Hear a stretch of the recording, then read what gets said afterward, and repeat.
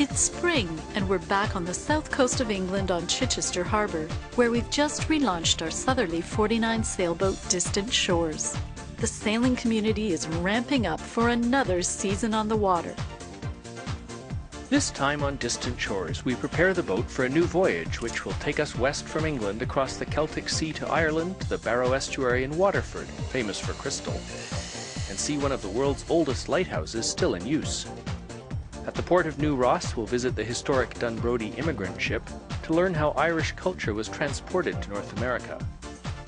And on a trip through one of Ireland's most scenic waterways, we join a local boater who introduces us to the magic of Irish music. Join us this week as we begin exploring Ireland. In the morning, when the Hook Lighthouse comes into view, marking the entrance to the Barrow estuary and our arrival in Ireland, it's a welcome sight. The seas flatten out, making the going easier, and although we're tired and there's a lot of ship traffic to watch out for, our spirits always rise when we arrive in a new place. You may have guessed that with my red hair I have Irish blood, and to arrive in the Emerald Isle aboard my own boat is a dream come true.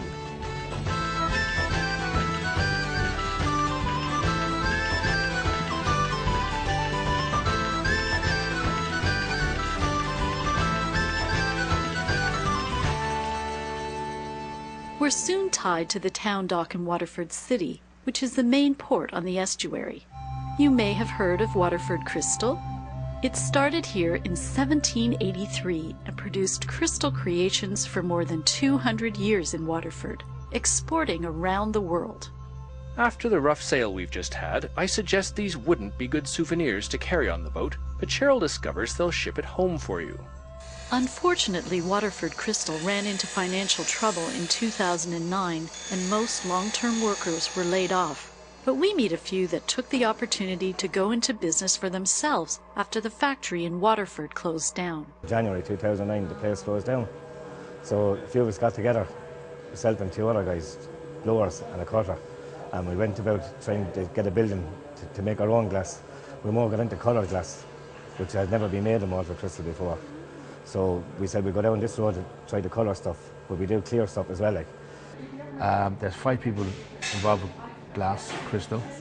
4 of them are with Irish handmade glass, and I work for myself, Sean Egan Art Glass. I started when the Waterford Crystal closed down in February 2009. By March, I had my own business up and running. Sean Egan is a master crystal engraver.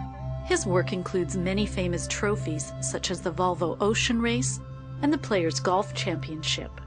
He also does special commissions and inspired works of art, such as his 9/11 sculpture presented to the New York City Fire Department. So right now I do what I want, and I find when I work in the tourist trade with Waterford Crystal, you listen to people, you know what they want.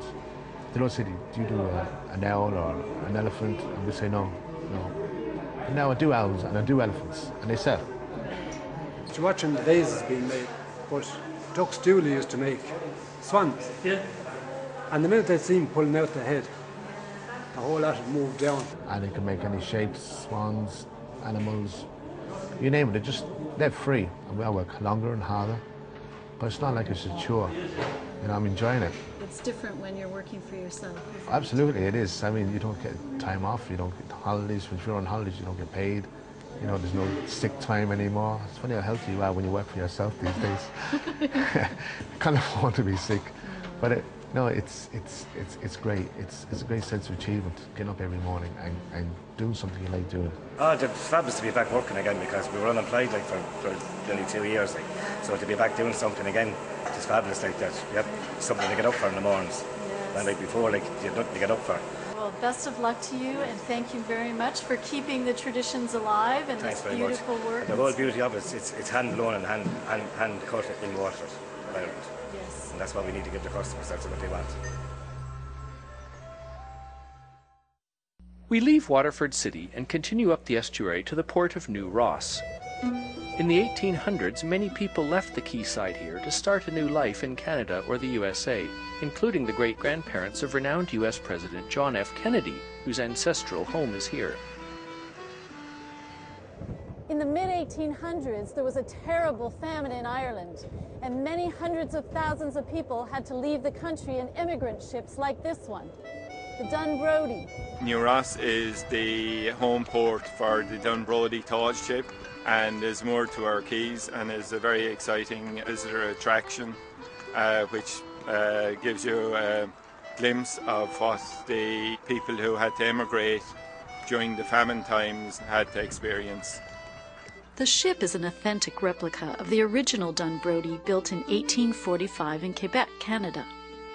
It's a 3-masted bark, 176 feet in length overall, and during the height of the Great Famine carried up to 314 passengers at a time across the seas to begin new lives in North America.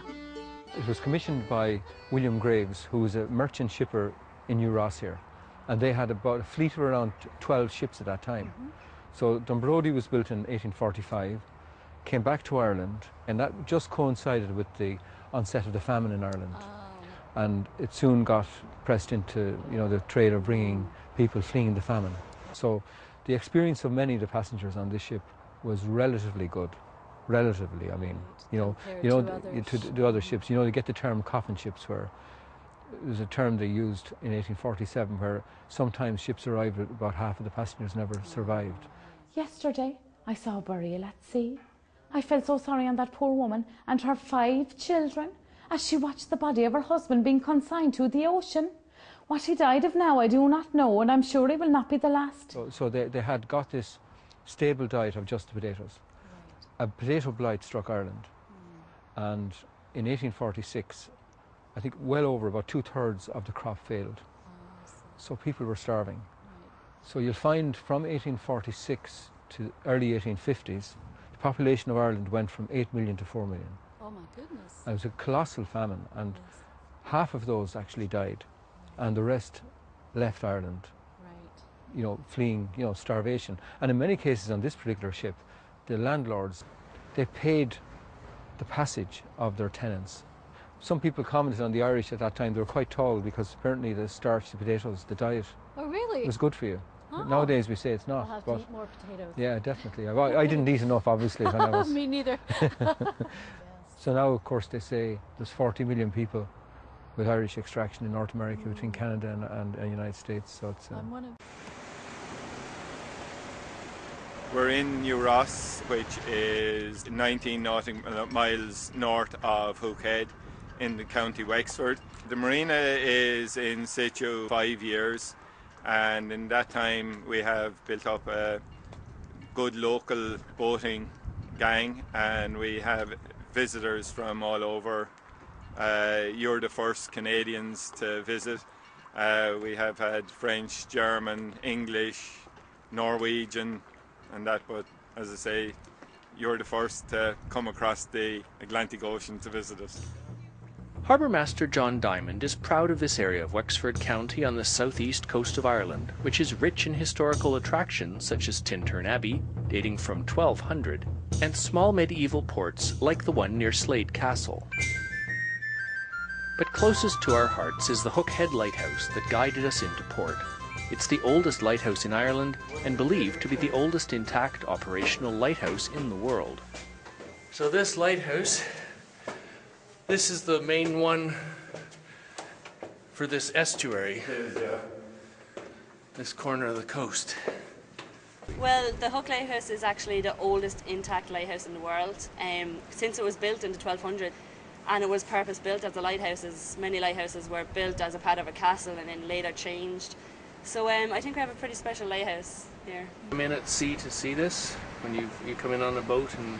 Yeah, no, I have cousins who are fishermen, and they're on the lifeboats, so they bring us out every now and again. We get to see a 360 view, and it's pretty cool being out there, especially just as the sun is falling and you get to see the light flashing. So we're on a sailboat and we're traveling, and we cross the sea from England, and after a very rough night it was a welcome sight to see the lighthouse here and the headlands. And know the saying, by hook or by crook? Apparently Oliver Cromwell attempted to take Waterford by hook, here on the east side of the harbour, or by crook, a small village just to the west. Although the historical attractions are interesting, the main reason we've come to Waterford, New Ross and the Barrow estuary in Ireland is because it's a great area for anyone that loves to be on the water. The area around is a very diverse boating area. It's an ideal mini cruising ground because you have the estuary, you have the three sister rivers, the Barrow, Nore and Shore, which give you cruising more inland. Like, it is the gateway into the waterways of Ireland, because once you come up the estuary and travel just further upstream to St Mullins, you then enter the inland waterways section for the shallower draft boats, and it opens up a whole new world of cruising to the many towns up along the waterway. And you can travel the entire country, the Shannon and right up to the north. This is the upper reaches of the tidal stretch of the River Barrow. While there doesn't seem to be an awful lot of water here at the moment, tidal range would be between 6 and 9 foot on top of what we have here now. So there's adequate water for a boat to come up on 2 hours either side of top of tide. Obviously a bit rocky at this stage. Although our variable draft sailboat wouldn't have a problem with the depth in the Barrow navigation, our mast is too high to get under the bridges. But the boating community is a friendly one, and local boater Marty Murphy invites us for a day trip down the waterway in his motor yacht.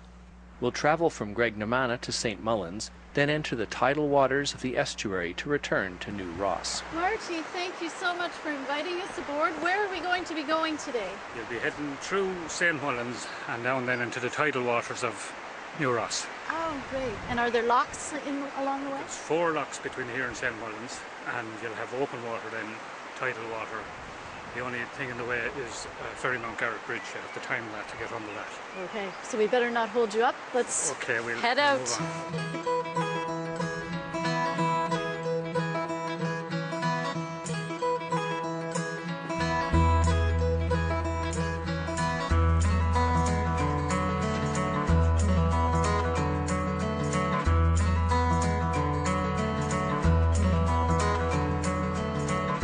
How long have you had this boat? About 7 years. It's had a smaller one before that. What kind of boat is it? It's an Altona. It's Dutch steel cruiser. Yeah.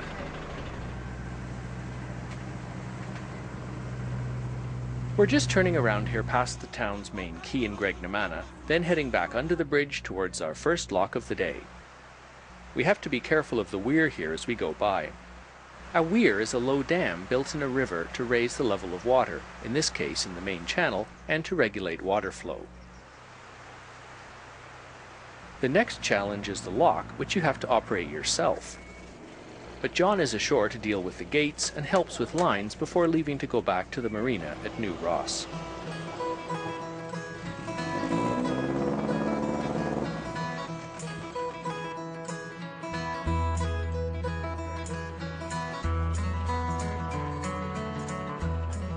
We say goodbye to John, and Paul, Marty and I continue downstream on our own. 1 lock down, 3 to go. We're fortunate to be traveling through the Barrow navigation with a local expert like Marty.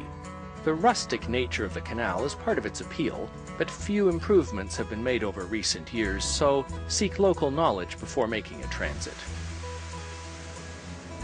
The woodland bordering the Barrow navigation is highly valued due to centuries of agricultural clearing. It's a natural habitat for many species of wildlife and plants, and seeing them up close is one of the things that makes this waterway trip so special. The Barrow navigation is one of the major waterways of Ireland. Completed in 1790, after nearly 30 years of construction, it linked the River Barrow and the southwest region to the Grand Canal in Dublin. Trade increased dramatically until competition with the railways started in the mid-19th century. At 120 miles long, the River Barrow is the second longest river in Ireland after the River Shannon. Today, the Barrow navigation is becoming increasingly important for tourism.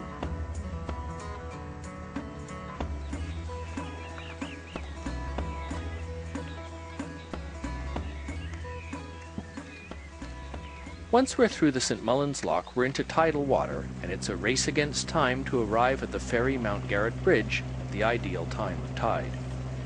We need enough water to keep off the bottom, but if we arrive at the height of the tide, Marty explains there won't be enough headroom to get under, since the bridge is broken and doesn't lift.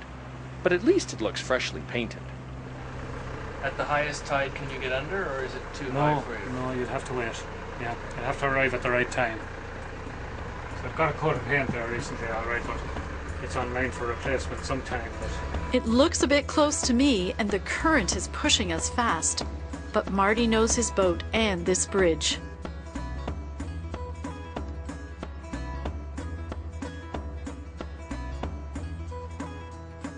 Phew! Made it. The river widens out now, and before we know it, we're on the outskirts of New Ross. The port of New Ross is Ireland's only inland port. It's hard to believe we're almost 20 nautical miles from the sea. To conclude this wonderful day, we join Marty, John, and members of the New Ross Boat Club for an evening of good crack at the clubhouse. Crack is the Irish term for a good time with friends that includes lots of laughs, a few pints, and lots of great Irish music.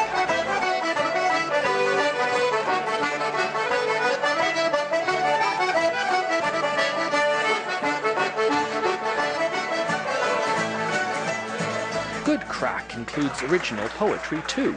How about a 5-minute poem about Ben-Hur in a chariot race? So he bought an old chariot from Julius Iscariot, and he started the racing game.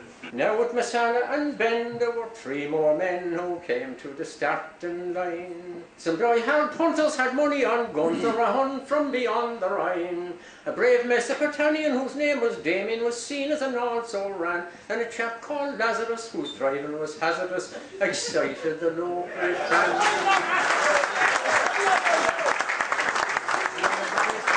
What a way to finish our visit to New Ross, the River Barrow, Waterford, and the delightful estuary they encompass here on the southeast coast of Ireland.